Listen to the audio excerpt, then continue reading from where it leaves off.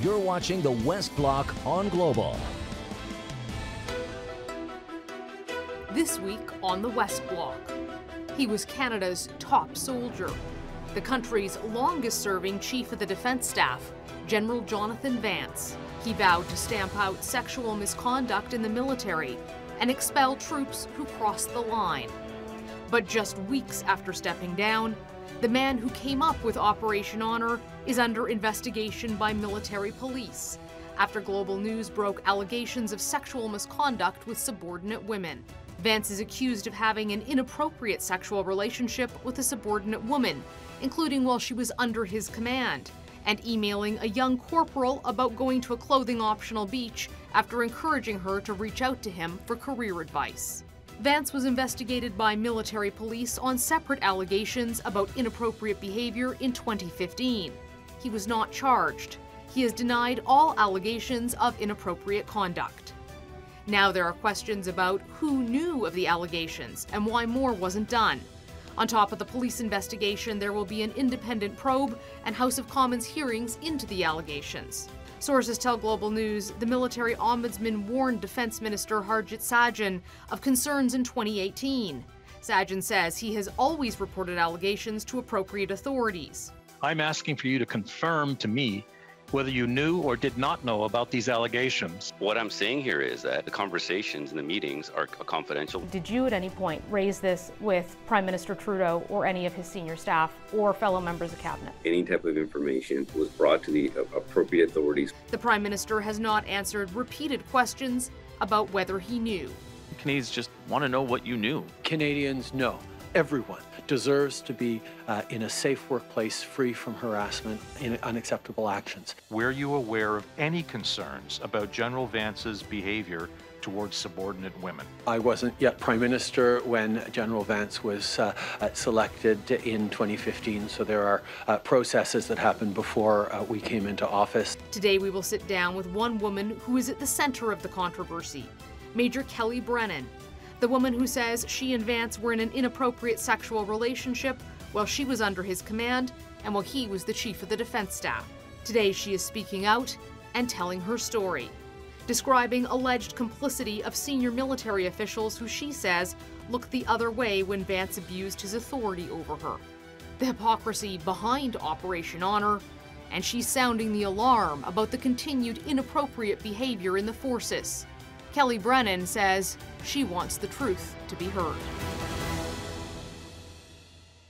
Kellie, thank you for sitting down with us today and agreeing to speak and tell us your side of the story, because it's a story that people have been watching. They're wondering who you are, what this is all about. So tell us, who is Kellie Brennan? Kellie Brennan is a soldier, is a woman, and I want to say she's a warrior with lots of scars. Tell me about how you met John Vance and what your relationship with him has been. I met him at a Legion on the 11th of November, and I was with my commander, and I was his EA, his SO, we call a staff officer. And he presented himself to my commander and looked at me. And in that moment, it's funny, the body language, my commander took a step backwards and he took a step forwards, and then he pursued me afterwards, emailing me, asking me out. We dated openly, out at dinner. I would call it courting. I think that at one of the first meetings, he said something to me that I think has stuck with both of us for the whole 20 years. He described it as ships in the night that clink their lights when they see each other and they know that they're not alone. And I want to say that that's been the underlying relationship. Did you have a relationship at any point while you were under his command? When I was in Toronto, I guess you can consider that under his command because he was my boss. I was in Petawawa and he posted me to Toronto and into a position under him to have me close, I think. If you want to know why, I can't speak for anybody else, but that's the way I felt, that he was bringing me into his inner circle. So he's your boss, but at this time you're having a romantic relationship, an intimate relationship, a sexual relationship? Yes. In his office, I guess that's intimate relationship, having, you know, intimate encounters in his office, at my house, at his house, in cars. Having sex in these places, I guess, is an intimate relationship. And what about while he was the CDS? When he became CDS, I think that he tried to fight it. In the way I'll explain is that right before he became CDS, I can remember an event. He had me over at his house, his residence, and we drank wine and we sat in his bed and we had sex. And we decided he was writing his speech for becoming CDS, but he really wanted my opinion on a lot of facts. So then he told me afterwards, he says, you know, we're going to have to stop this. Kind of like in a language, not specifically, but just in the way he spoke to me. And for a little while, I was posted away, very far away, so we didn't have a relationship. And when I was posted back to Ottawa, that's when it started again. And at this time, he's the chief of the defense staff. He's the top soldier, and you are an active serving officer in the military, right? Yes. Kellie, do you feel that General Vance ever had an influence over your postings or an influence over your career because of his high rank? I was posted into Toronto because he wanted me there.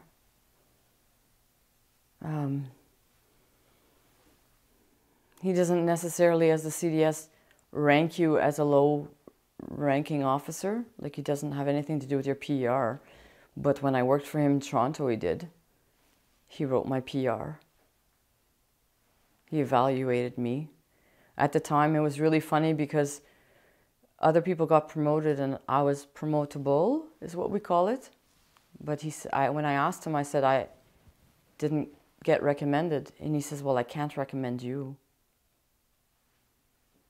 Even though I had, at the time, the qualifications for the next rank. And the time in. So do you feel he held you back? I feel that he kept me at that rank, and he explained it to me in length one time. I remember the conversation in his house where he told me that I was an awesome captain. I was a specialist. He used words like, you have performed your duties admirably at that rank, but to be promoted further than that would be complicated. So I don't know really the answer to that. You would have to ask him. Up next, Major Kellie Brennan on why she chose to come forward and share her story.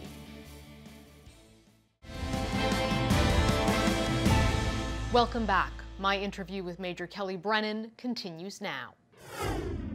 When this relationship started, it was above board, it was in the open, you were dating at CFB Gagetown. When did that change? When did it become a relationship that had a power element or an element where you felt you were no longer equals? I think that when he got married, it became underground. I became the dirty little secret. And I felt that way. I felt that that's the way he saw me. And that changed the dynamics of me being free with speaking of it or saying anything, was because that was imposed. It wasn't something that I wanted. I was a single woman. I didn't have anything to be fearful of. When you were working for John Vance, did you feel you could say no to the relationship? Was it consensual? On a personal level, consensual, meaning was I participating in it? Yes. Could I say no to him? No. And the reason why I say that is because if he rang me on the phone or if he texted me, I was obliged to get back to him. If he asked to see me, I had to drop tools and see him. Do you feel that General Vance abused his authority, his command, by having a relationship with you, both in 2006 in Toronto and while he was the CDS? I think so, because no matter how much we want to say that it doesn't affect your career or it doesn't affect your life, it does. He told me that you and he are good friends, old friends, but that there's never been a sexual relationship beyond Gagetown, and that when you're together, there is no power imbalance. How do you feel about that? Well, I can kind of hear him saying that he thinks that I'm a strong woman, but the power imbalance is that from the time in Gagetown until now, I've had to bear a lot of burdens. I've had to, people know, like I've never lied about it. I've never not told somebody that I'm in a relationship with him. So you think people at high levels of the military knew about this relationship? I know because I've told them.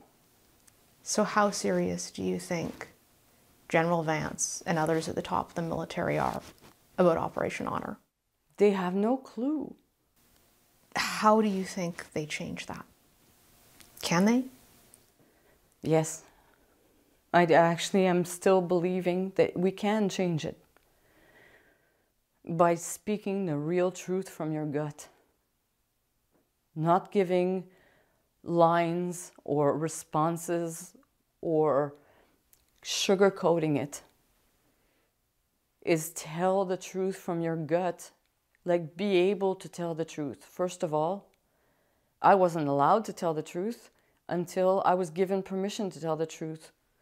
But we have to give that permission for everybody to tell their truths. I think a lot of people wonder, why now? Why come forward? Why share this story? What is the reason why Kellie Brennan wants Canadians to hear your side of the story? Because I'm allowed now. I've been given permission. And it was a hard thing to get because I didn't even know how to get that permission. I tried. I asked my chain of command for permission to speak. And I listened to a whole range of reasons why I should and shouldn't. And then ADMPA, I don't remember her name, but I do. The top civilian for media relations at National Defense. Right. I can just remember her voice on the phone. And I said to her, "Can I speak?"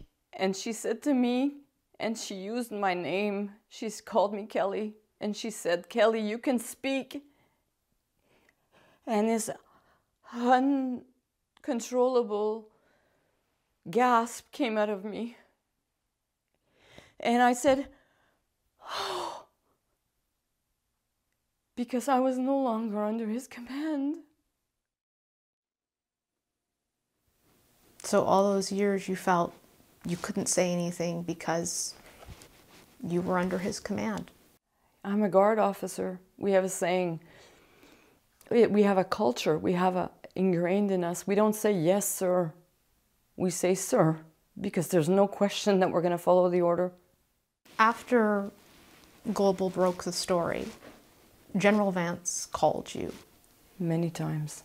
What did he say to you, Kellie? Told me to lie. What did he tell you to lie about? Having sex. He first started telling me not to say anything about anything. He gave me barriers when I could say what, that yes, I could say that we had a relationship in Gagetown. No, I couldn't say that we had a relationship after that. that we were just friends. He was giving me what to say. And I kept on asking him, don't you understand you're asking me to lie? I said, lies become perjury. Perjury becomes me, myself, who was a police officer, has sworn to tell the truth. You're asking something of me that you can't ask. You can't take my voice away from me. If he was here, what would you want to say to him if he's watching right now? Do the right thing. The truth will set you free. We have more of Major Kellie Brennan's story up next.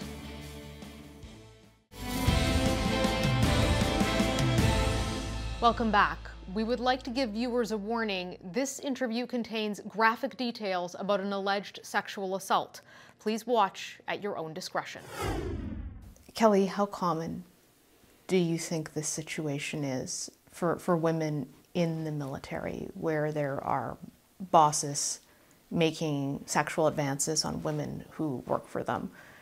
What do you think the culture is like in the Canadian Armed Forces for women right now? I think that it's not just me. I'm not alone. The silence keeps us alone, but I'm not alone. I've seen it. I know of women who have difficulties admitting it to themselves, admitting it to other people, because there's a culpability that you think that maybe you got yourself into that position. And when you're in that situation, you can't get out. It's your boss.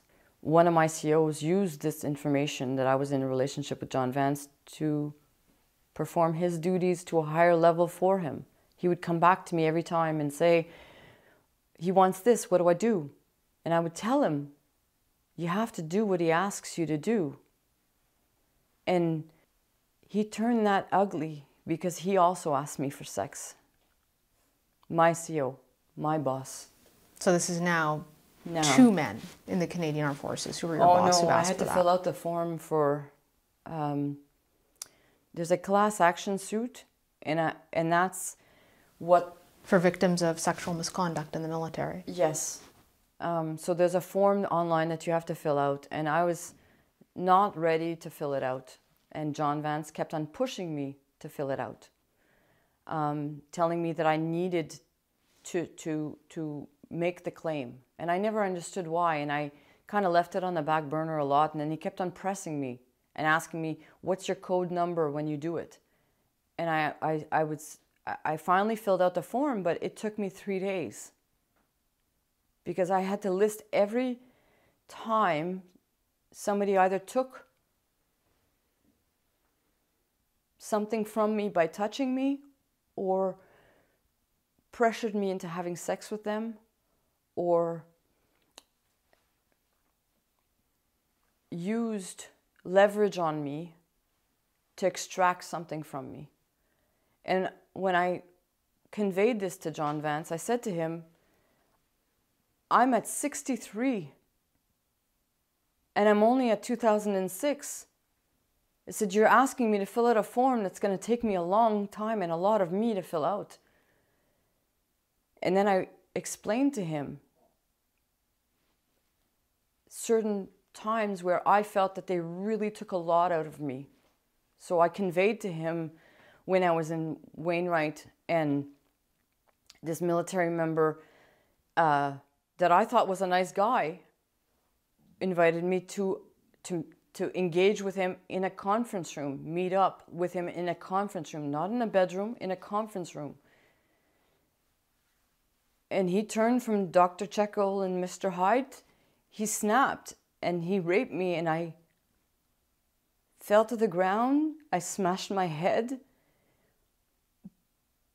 I lost consciousness. And I conveyed all of this to John Vance in detail, and he did nothing.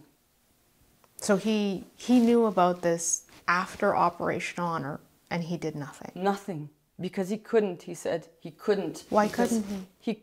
I was telling him I was the dirty secret. He couldn't defend me. Then people would know about us.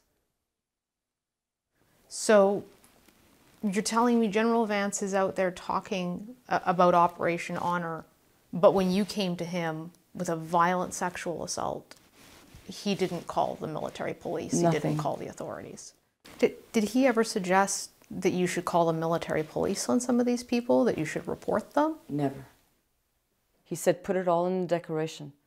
He says, I've designed it that way. You don't have to name names in it. He said, this is what I told them to do. Make you make the declarations and pay you off. We've identified this problem, and you've described it to me as being endemic in the forces. So how do they move forward? How do you fix it? How do you make Operation Honor not just words, but sincere? You unlock the door. There's a locked door of secrets, and we're all scared to open that door to tell the truth, because the truth is ugly. The truth is complicated. We're humans, very complicated people,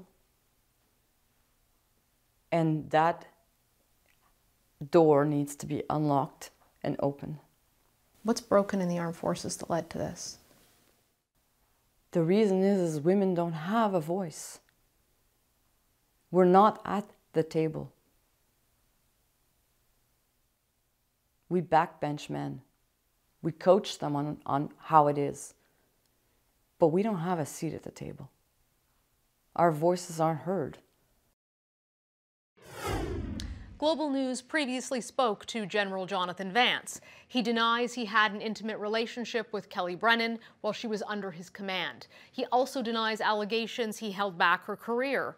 Vance denies that Brennan told him about the sexual assault she says she experienced at the hands of another Canadian Forces member. He also denies that he told her to lie and denies all allegations of inappropriate behavior. According to the most recent tracking report, 172 incidents of sexual misconduct and 84 cases of sexual assault were reported within the Canadian Armed Forces from 2018 to 2019. Most complainants were female, and the majority were junior non-commissioned members who held positions like Master Corporal, Corporal, and Private. That same year saw 4 people permanently removed from command, 14 from supervisory positions, and more than 300 cases of sexual misconduct investigated. In the weeks to come, I will keep pushing for answers on why, in the era of Operation Honor, so many members of the Canadian Armed Forces continue to face incidents of sexual assault and sexual misconduct. We will keep asking who knew about allegations of inappropriate behavior and why more wasn't done to look into them. For the West Block, I'm Mercedes Stephenson, and I'll see you back here next Sunday.